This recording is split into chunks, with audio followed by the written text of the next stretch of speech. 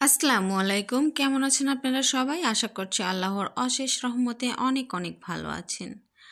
আমি আমার গ্রামে মায়ের বাড়িতে বেড়াতে এসেছি। তো গ্রামে বেড়াতে এসে আমার বাবাও হাঁস খেতে চেয়েছিল আর সঙ্গে আমার মেয়েরাও হাঁস খেতে চাচ্ছিল, হাঁসের মাংস। তো যেই কথা সেই কাজ, আমার বাবা শোনা মাত্রই হাঁস নিয়ে এসেছিল এবং সেটা পরিষ্কার করে আমরা সুন্দর করে রান্না করেছি। মায়ের হাতের রান্নার তো আসলেই তুলনা হয় না। মায়ের হাতের সেরা স্বাদের হাঁসের মাংস রান্না আজ আপনাদেরকে দেখাবো। মায়েরা সবসময়ই বেস্ট, মায়েদের হাতের রান্না সবসময়ই পারফেক্ট হয় এবং স্বাদে গন্ধে সেরা। আমার মায়ের হাতের সব ধরনের মাংসই অনেক অনেক মজা হয়। তো আজকে হাঁসের মাংস রান্নাটা দেখাবো। আমার মা যেভাবে হাঁসের মাংস রান্না করে সেভাবে করে দেখাবো। তো এই যে হাঁসটা আমার বাবা কিনে নিয়ে জবা করে নিয়ে এসেছে। এটা এখন আমরা পরিষ্কার করে নেব। তো এটা পরিষ্কার করার জন্য পানি গরম করছে। আমি এখন দেখিয়ে দিচ্ছি, পরবর্তীতে আমি আবারও দেখানোর চেষ্টা করব। তো এই যে হাঁসটা কিন্তু বেশ অনেকটাই ওজন এবং হাঁসটা খুবই ভালো। এই যে হাঁসটা পরিষ্কার করে নিয়েছে, পরিষ্কার করে খুব সুন্দর করে ক্লিন করে নেওয়া হয়েছে। এটা এখন একটু এই যে ছোট ছোট পশমগুলো আছে এগুলো পুরানোর জন্য গ্যাসের চুলায় এটা পুড়িয়ে নেবে আমার আম্মা। পুড়িয়ে নেওয়ার পরে আপনাদেরকে দেখাবো। এই যে পুড়িয়ে নিয়েছে, এখন কেটে নিচ্ছে আমার আম্মা। তো পুরোপুরি কাটাটা দেখাবো না, কিছুটা অংশ আপনাদের সঙ্গে শেয়ার করব। এই যে কেটে ধুয়ে পরিষ্কার করে নিয়েছে, এখন একটা গাবলাতে মাংসগুলো নিয়ে নিয়েছে। কিছু আস্ত রসুন দিয়ে দিয়েছে আর আদা রসুন বাটা দিয়েছে, পেঁয়াজ দিয়ে দিয়েছে।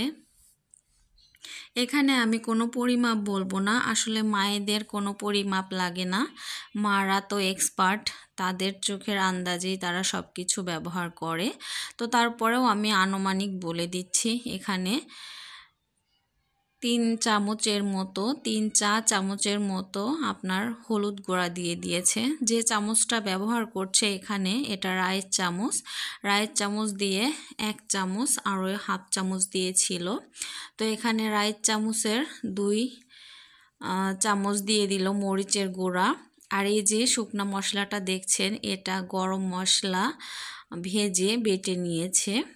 পেঁয়াজ, গরম মশলা এগুলো ভেজে বেটে নিয়েছে। এই মশলাটা দিলে মাংসর টেস্ট অনেক বেড়ে যায়। এই যে সমস্ত মশলা দিয়ে খুব সুন্দর করে এই যে মেখে নিচ্ছে, স্বাদ মতো লবণও ব্যবহার করেছে।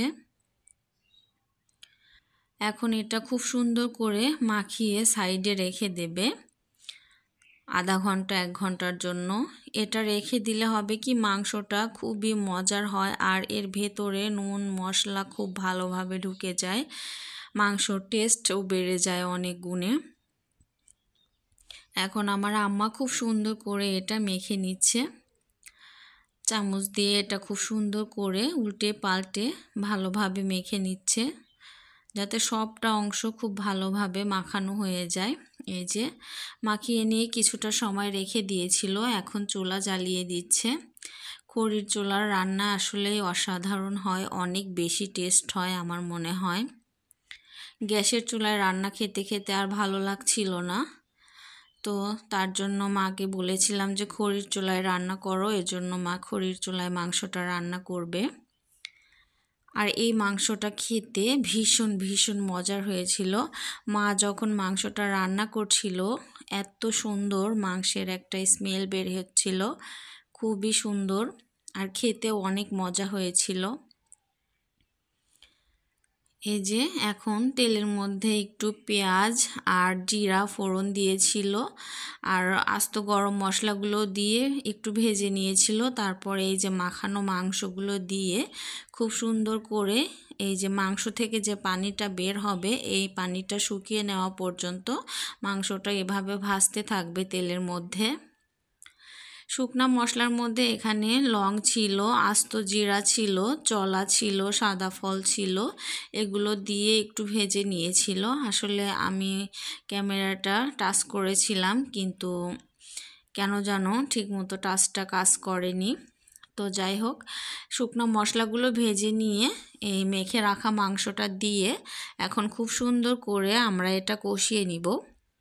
এই যে আমার আম্মা তেলের মধ্যে এই হাঁস থেকে যে মাংসের পানিটা বের হবে, হাঁসের মাংস থেকে যে পানিটা বের হবে, এটা শুকিয়ে আসা পর্যন্ত তেলের মধ্যে এভাবে উল্টে পাল্টে ভাজতে থাকবে।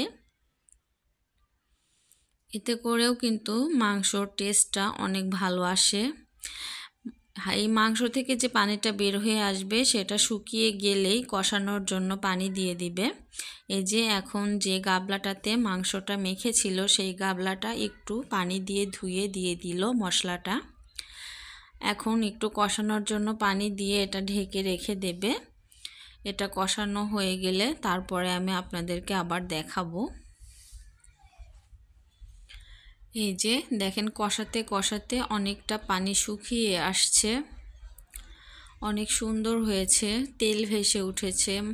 আর এই হাঁসের মাংস অনেক মজার হয়েছিল, আর এই হাঁসটাতেও অনেকটা তেল ছিল, যার কারণেই আর ওই মাংসটা অনেক বেশি টেস্ট হয়েছিল। এই যে মাংসটা এখন খুব ভালোভাবে কষিয়ে নিচ্ছে।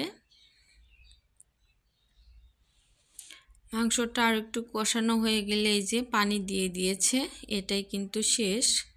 মাংসটা কষিয়ে নিয়ে পানিটা দিয়ে রেখেছে, এখন খুবই নিভু নিভু জালে এটা চুলার উপর রেখে দেবে খুব ভালোভাবে সিদ্ধ হওয়ার জন্য। এই যে ফাইনালি আমাদের হাঁসের মাংস কিন্তু রান্নাটা শেষ হয়ে গিয়েছে। এই যে অনেক সুন্দর হয়েছে মাংস রান্নাটা। এখন এটা আমরা রাত্রেবেলায় খাবো। আমরা এটা সাদা খোলা ফিটার সঙ্গে এটা খাবো, হাঁসের মাংস দিয়ে সাদা চিতই পিঠা, খেতে ভীষণ ভালো লাগে।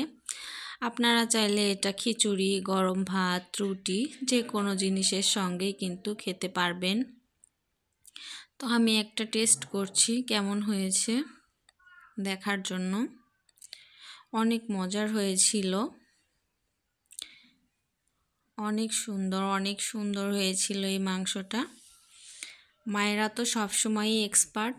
তো সবাই যে যেখানে আছেন ভালো থাকবেন, সুস্থ থাকবেন। আর আমার মায়ের রান্নাটা কেমন হয়েছে কমেন্টসে জানাবেন প্লিজ। সবাই আমার মায়ের জন্য দোয়া করবেন, আমার মা যেন সুস্থ থাকে, ভালো থাকে। আপনারা সবাই ভালো থাকবেন, সুস্থ থাকবেন। আল্লাহ হাফেজ।